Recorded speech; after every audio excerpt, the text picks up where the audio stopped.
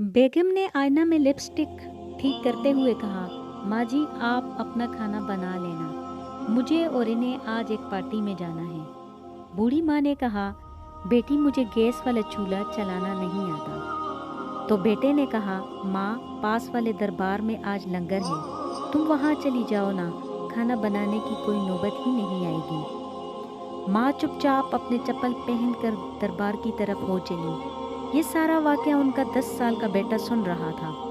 Party में जाते वक्त रास्ते में उसने अपने पापा से कहा, पापा मैं जब बहुत बड़ा आदमी बन जाऊंगा ना, तब मैं भी अपना घर किसी दरबार के पास ही बनाऊंगा। माँ ने उसकी वजह पूछी, क्यों बेटा? तो उसने जवाब दिया।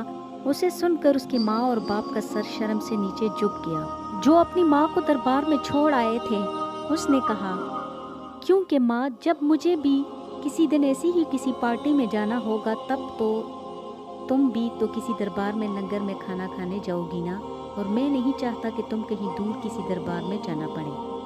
पत्थर तब तक सलामत है जब तक वो पहाड़ से मुंसलिक है, पत्ता तब तक सलामत है जब तक वो दरख्त से मुंसलिक है, इंसान उस वक्त तक सलामत है जब तक वो ख़ानदान से मुंसलिक है, क्योंकि ख़ानदान से अलग होकर आज़ादी तो मिल जाती है।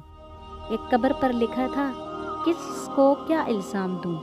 दोस्तों, ज़िंदगी में सताने वाले भी अपने थे और दफनाने वाले भी अपने थे। न अपनों से खुलता है, न ही गैरों से खुलता है। ये जन्नत का दरवाज़ा है, मेरी माँ के पैरों से खुलता है।